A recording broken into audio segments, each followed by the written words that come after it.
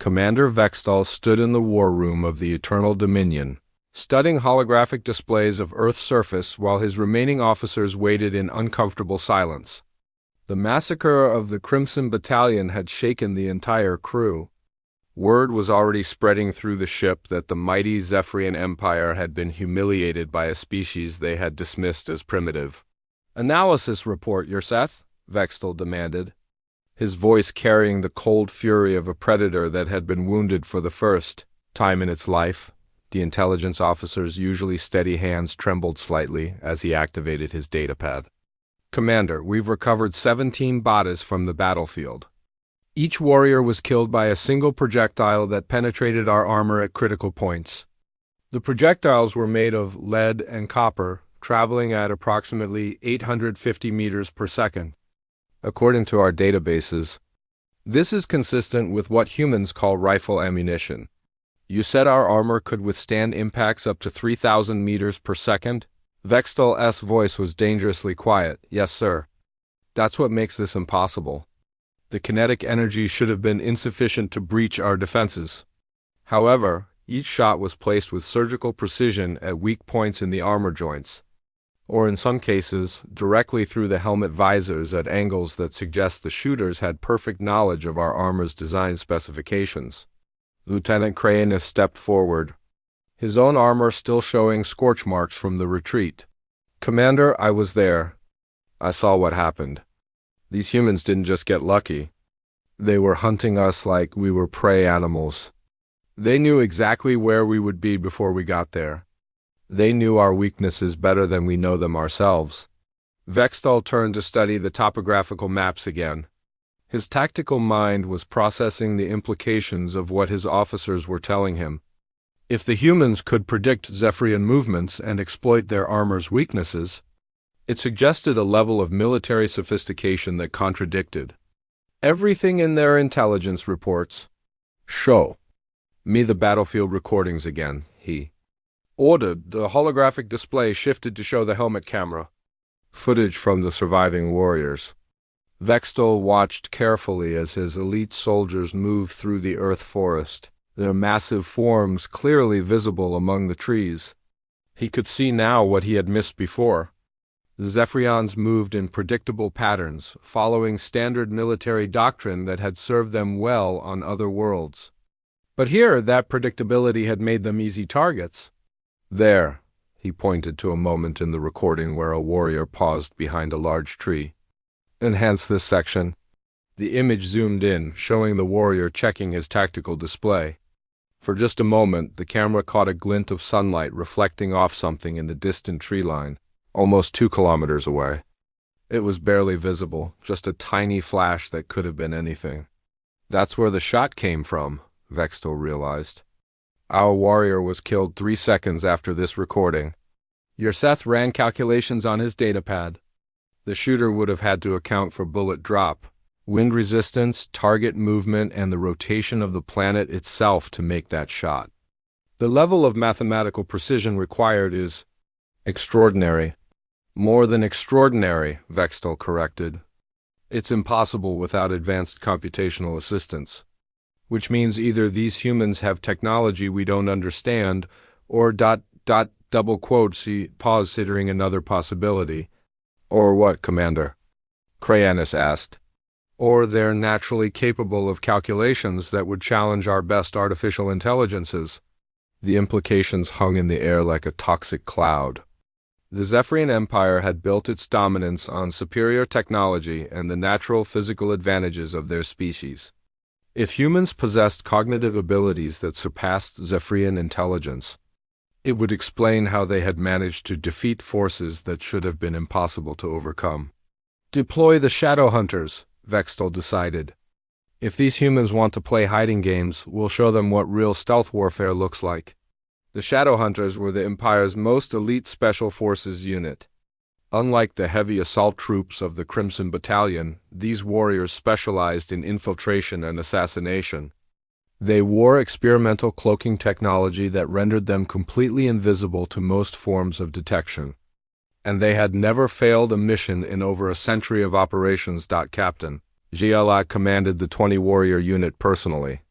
Standing nearly 13 feet tall even in his sleek stealth armor, he was known throughout the military for his patience and cunning. He had once spent 3 days motionless in enemy territory, waiting for the perfect moment to eliminate a rebel leader.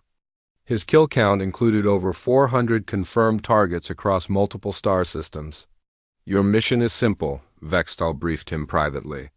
"Find the humans responsible for our losses and eliminate them. I want to know how they're accomplishing the impossible. Capture one alive if you can, but don't risk your unit for prisoners." Jellic nodded silently. He had studied the battle recordings and was confident that his Shadowhunters could succeed where the conventional forces had failed. The humans might be clever, but they were still primitive. They couldn't fight what they couldn't see. 6 hours after sunset, the Shadowhunters descended to Earth using individual insertion pods that were completely silent and nearly undetectable. They landed in a scattered pattern across the mountain range, each warrior equipped with enough supplies for a week-long hunt. Their mission was to track down the human snipers and end this embarrassing resistance once and for all. Shellock landed near a small human settlement in a valley between two mountain peaks. His enhanced sensors detected 17 human heat signatures in the cluster of simple buildings below. Most appeared to be asleep, but 3 were moving around what looked like a communications building. These might be military personnel maintaining contact with their forces. He activated his cloaking device and began moving down the hillside, his footsteps completely silent despite his massive size. The stealth technology bent light around his armor, making him effectively invisible to human eyes. Even their primitive thermal sensors wouldn't detect him through the advanced heat-dampening systems built into his suit. As he approached the settlement, Jellic began to appreciate the strategic position these humans had chosen. The valley offered excellent concealment from orbital observation, while the surrounding peaks provided multiple escape routes and defensive positions. Someone with real military experience had selected this location. He reached the perimeter of the settlement, without any sign that the humans were aware of his presence. Through his helmet's audio enhancers, he could hear human voices speaking in their primitive language. His suit's translation software worked to decode their words. "Charlie team is in position on Ridge 7, a voice was saying. "Tango 1 and Tango 2 have clear sight lines to the landing zone." Jellic froze. The humans were using military terminology and discussing positions with tactical precision. This wasn't the behavior of primitive farmers or civilians. These were trained soldiers. "Bravo team reports movement in Sector 4, another voice added. "Looks like our visitors are trying the sneaky approach this time." The Shadowhunter felt a chill run through his armored body. The humans were talking about his unit. Somehow they knew the Zephyrians had deployed stealth forces and were tracking their movements. But that was impossible. His cloaking technology was beyond anything these primitives could detect. He activated his communication system to warn his team, but received only static. Something was jamming their communications frequencies. Jellic began backing away from the settlement, his confidence rapidly evaporating. That's when he saw the small circle of red light was dancing across his chest plate, moving in slow, deliberate patterns. Jellic looked down in horror, realizing that his supposedly perfect camouflage wasn't fooling anyone. The red dot moved up his armor, across his helmet, and settled directly over where his primary optical sensor was located. "Distance to target, 847 meters, a calm human voice said through speakers hidden somewhere in the darkness. "Wind speed, 4.2 miles per hour from the northwest. Humidity, 67%. Target acquired." Jellic spun around, bringing his plasma rifle to bear, but the forest around him appeared empty. His thermal sensors showed nothing but trees and rocks. His motion detectors registered only small animals moving through the underbrush. "You're looking in the wrong direction, big guy," the voice continued, now coming from a completely different location. "We've been watching you since you landed." "Nice landing, by the way." "Very quiet. Too bad your ship's exhaust signature lit up our satellites like a Christmas tree." "Satellites." The humans had surveillance satellites that could track his insertion pod. Jellic's military training took over, and he began moving toward the tree line. hoping to find cover while he reassessed the situation.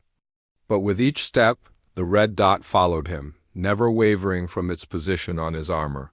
You know what's interesting? The human voice continued, now seeming to come from multiple directions at once. Your armor is really impressive. Our boys back at the lab would love to get a look at that cloaking technology. Too bad you won't be needing it anymore. The sharp crack echoed across the valley, and Shellick felt something punch through his helmet with tremendous force. His vision went dark and Commander Vexthal stood alone in his private quarters aboard the Eternal Dominion, staring out at the blue marble that was Earth through the reinforced viewport.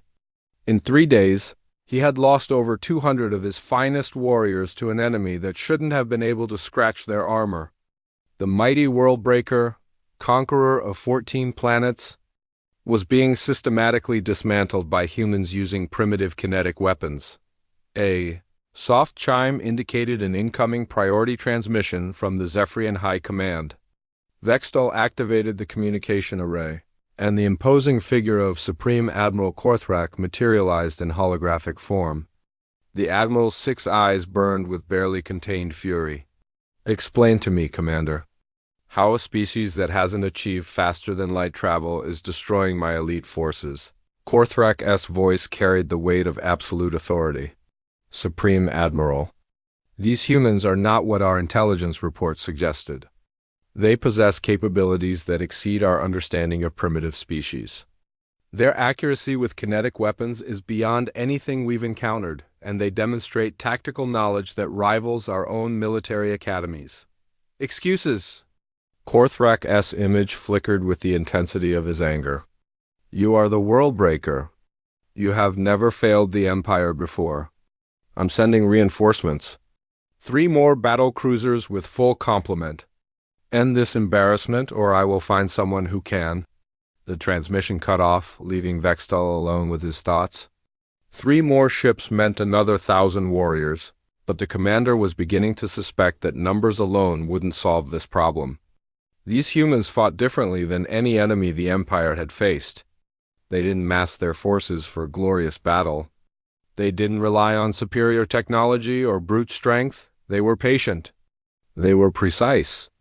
And most terrifying of all, they seemed to know exactly what the Zephyrians would do before the Zephyrians did it. Themselves, a soft knock at his door interrupted his contemplation. Enter! Lieutenant Crayanus stepped inside, his usually proud demeanor subdued. Commander, we've intercepted human communications. You need to hear this. They moved to the bridge where Yurseth was monitoring the communication frequencies. The humans aren't even trying to encrypt their transmissions, Commander. It's like they want us to hear this. The speakers crackled with human voices speaking in their own language, automatically translated by the ship's systems. Actual range to target, 1,847 meters, a calm voice reported.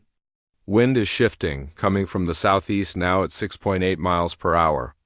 Temperature dropping, humidity increasing. Storm front moving in from the west. Copy that, Ghost 7, another voice responded. I have visual on the ship. That's a big target. Think we can reach it from here? Negative on ship engagement? Save your ammunition. We've got movement in Sector 12. Looks like our alien friends are sending down more party guests. Vexthal felt his blood run cold. The humans were discussing his ship as a potential target. More than that, they were tracking the movement of his forces in real time, calling out positions with military precision that suggested a level of coordination he hadn't expected from a primitive species. Sir, Yurseth pointed to his sensor display. I'm detecting multiple small objects moving through the mountain range. They're maintaining perfect spacing and communication discipline. This isn't random resistance. This is organized military opposition. Before Vexthal could respond, alarms began sounding throughout the ship. Commander to the bridge. Came the urgent call from the watch officer. When they arrived, the main tactical display showed something that made every Zephyrian on the bridge stare in disbelief. Scattered across the mountains below were dozens of small heat signatures, each one precisely positioned to provide overlapping fields of fire across the valleys and landing zones the Zephyrians had been using. How many are there? Vextal asked. Current count shows 47 individual positions, but our sensors are having difficulty maintaining locks. The humans appear to be using some form of thermal masking to reduce their signatures. 47? Crayanus shook his head. 47 humans eliminated 219 of our warriors. They're not fighting us in groups, Vextal realized, his tactical mind finally beginning to understand the human strategy. Each position is manned by a single individual. They're not coordinating massive assaults. They're conducting individual hunts. As if summoned by his words, the human communication channels crackled to life again. Eco 4, this is Overwatch. You have 3 targets moving through the pine grove at coordinates Delta 77. Copy, Overwatch. I see them. Range is 1,200 meters. Taking the shot. The sharp crack of a human kinetic weapon echoed across the mountains, audible even through the ship's hull. On the tactical display, one of the Zephyrian heat signatures moving through the forest simply disappeared. Target down, the calm voice reported. Remaining targets are seeking cover. Adjusting position. Vextal watched in fascination and growing horror as the human sniper relocated, moving with practiced efficiency to a new firing position that would allow engagement of the survivors. This wasn't random violence or desperate resistance. This was professional, methodical warfare conducted by individuals who had turned killing into a precise art form. Commander, Yorseth's voice was tight with fear. I'm reading energy signatures from the planet's surface. Multiple locations? They're powering up something big. The tactical display shifted to show electromagnetic readings from various points across Earth's surface. Underground facilities that had been invisible to their sensors were suddenly revealing themselves, showing power outputs that suggested significant military installations. Sir, we're being scanned, the sensor operator reported. Multiple active sensor arrays are painting our ship. They're mapping our defenses from the surface? That's impossible. No primitive species should possess sensors capable of penetrating our defensive shields. The scans are incredibly sophisticated, Commander. They're not just reading our hull configuration. They're analyzing our power distribution, weapon systems, and shield generators. Someone down there understands our technology better than our own engineers? Vextal moved to his command station, his mind racing through possibilities. Open a channel to the surface. All frequencies. Channel open, Commander. This is Commander Vextal of the Zephyrian Empire to the human forces on Earth. You have fought bravely, but you cannot win this war. My superiors are sending reinforcements. Soon, there will be 4 battle cruisers in orbit around your world, carrying over 4,000 warriors. Surrender now, and your deaths will be quick. The response came immediately, in perfect Zephyrian, delivered by the same calm female voice they had heard before. This is Colonel Mitchell. Hello again, Commander. We've been expecting your reinforcements. In fact, we've been preparing for them. You cannot stand against the might of the Zephyrian Empire. Actually, we can. And we will. You see, Commander, you made the same mistake that every other species in this galaxy has made when dealing with humans. You assume that because our technology looks primitive, we must be primitive ourselves. The Colonel's voice continued, and Vextal found himself listening despite his anger. What you don't understand is that humans have been fighting wars for thousands of years. We've perfected the art of killing in ways your empire never imagined. We don't need energy weapons when a simple bullet placed in exactly the right spot will do the job. We don't need massive armies when a single trained sniper can eliminate an entire squad from 2 kilometers away. Your warriors are impressive, Commander. Physically superior to humans in every way. Stronger, faster, better armored. But you know what they're not? They're not smarter. They're not more patient. And they're certainly not more creative when it comes to finding new ways to kill their enemies. Vextal felt something he hadn't experienced in decades of warfare, genuine fear. We've been watching your empire for longer than you know. Colonel Mitchell continued. Every species you've conquered, every tactic you've used, every weakness in your military doctrine. We've studied it all, and we've been preparing those reinforcements you mentioned. The 3 battle cruisers? We'll be ready for them too. In fact, we're looking forward to the challenge. The transmission cut off, leaving the bridge in stunned silence. Vextal stared at the tactical display, watching as human heat signatures moved through the mountains with deadly purpose. Each dot represented a single individual who had somehow managed to outfight the galaxy's most feared warriors. "Sir," the communications officer spoke up hesitantly, "we're receiving multiple transmissions from the surface. The humans are broadcasting on all frequencies." "What are they saying?" "It's music, sir, and voices. They're sharing something they call playlists with each other. Songs about warfare and hunting." Vextal listened as strange human music filled the bridge speakers. The melodies were unlike anything of Zephyrian culture. But the lyrics spoke of battles won against impossible odds, of warriors who never surrendered, of hunters who stalked their prey through darkness and death. And then he heard something that made his blood freeze in his veins.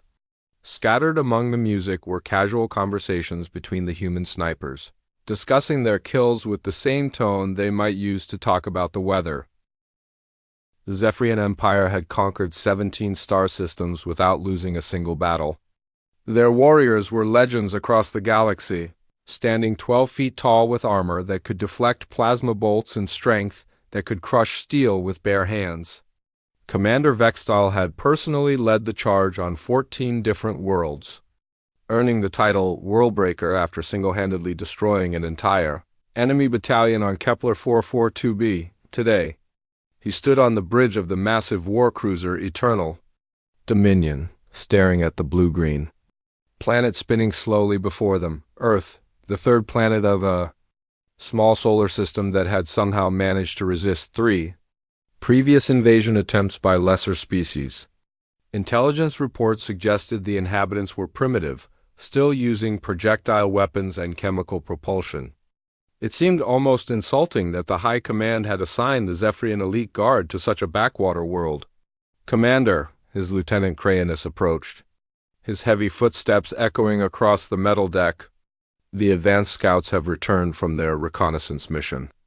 They report unusual findings." Vextal turned, his 6 eyes focusing on his subordinate. The commander's skin had a metallic sheen that reflected the ship's lighting, and his jaw could crack bones with ease. "Unusual how?" "These humans should pose no threat to our forces." Crainus hesitated, which was strange for a Zephyrian warrior. "Sir, Scout Leader Thexmir was eliminated during the mission, along with his entire squad." The bridge fell silent except for the humming of the ship's engines. Vextal had known Thexmir for over 50 battle cycles.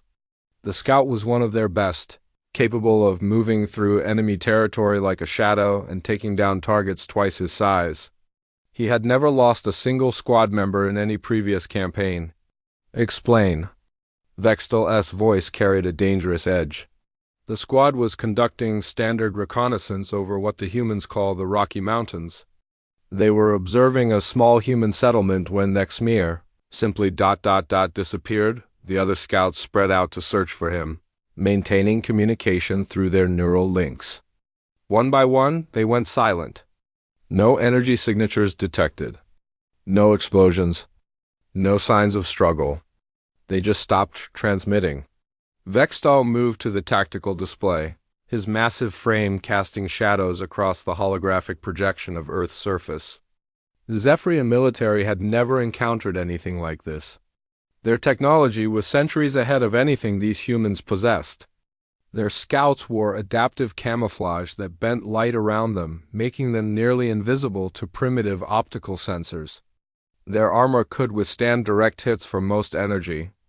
"Weapons, show me the last transmission," he commanded, the holographic display flickered and showed a first-person view from one of the scouts' helmet cameras. The feed showed a mountainous landscape covered in thick forests. In the distance, a small human settlement was visible, with simple buildings and what appeared to be agricultural fields. Everything looked peaceful, almost boring. Suddenly there was a sound like thunder, but sharper, more focused. The scout's camera jerked violently and the feed showed him falling. For just a moment, the camera caught sight of a small hole punched clean through the scout's supposedly impenetrable armor, right through the center of his chest plate. Then the transmission cut to static.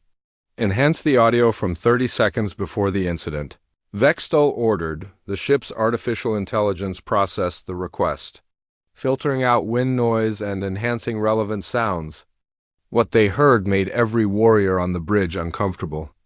There was nothing. No approaching vehicles, no energy weapons charging, no footsteps, no voices. Just silence, followed by that sharp crack and death. Commander, the ship's intelligence officer, Yorseth, approached with his datapad.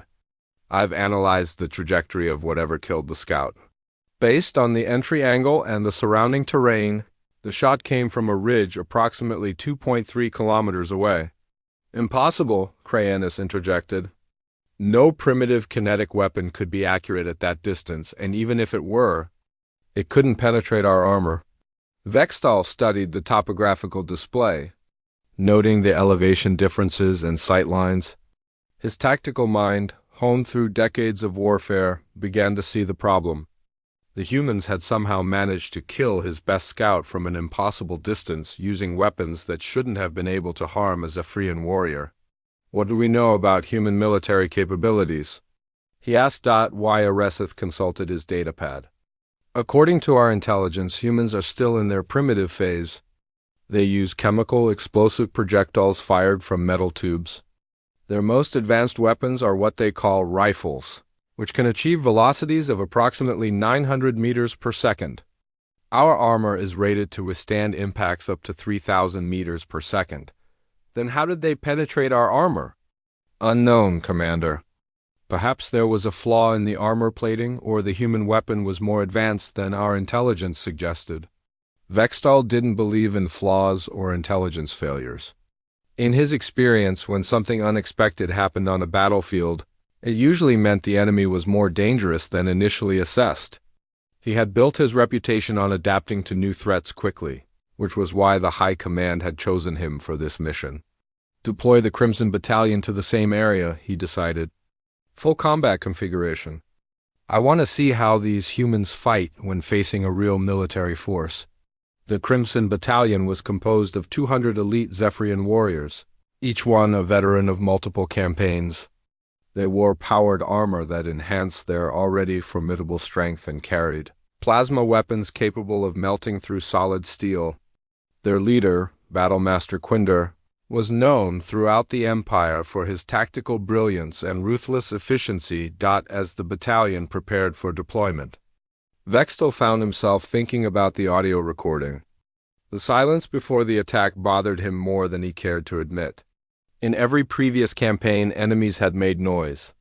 They moved vehicles, shouted orders, activated weapon systems.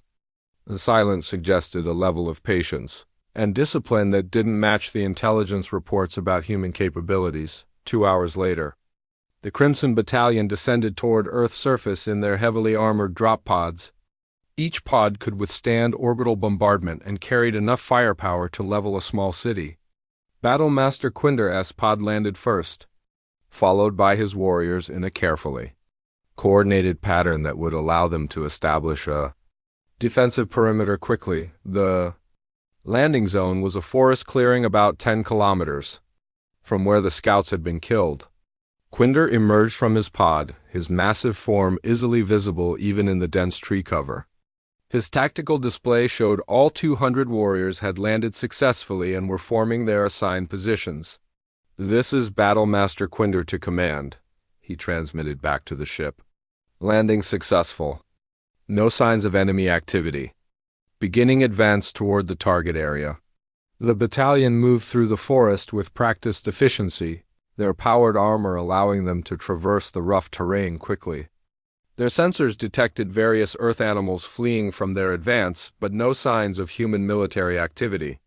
After an hour of movement, they reached the ridge where their intelligence officer had calculated the shot originated. Quinder examined the position personally.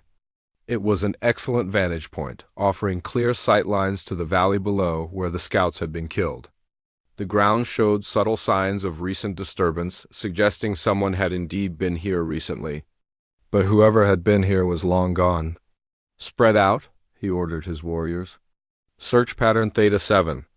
I want this entire mountain scanned for human activity." As his warriors dispersed into the forest, Quinder couldn't shake the feeling that they were being watched. His combat instincts, sharpened by decades of warfare, kept telling him that something was wrong. The forest was too quiet, too still.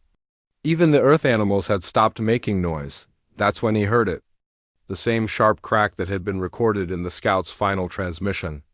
Battlemaster Quinder spun toward the sound, raising his plasma rifle, but he never got the chance to fire.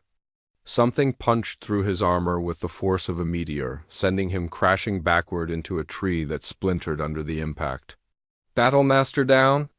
one of his warriors shouted over the communication channel. "Enemy contact?" But there was no enemy to be seen. The forest appeared empty except for trees, rocks, and shadows. The warriors formed defensive positions, their sensors sweeping the area for targets. But finding nothing, then the killing began in earnest. Warriors started falling one after another. Each death announced by that distinctive sharp crack echoing through the mountains.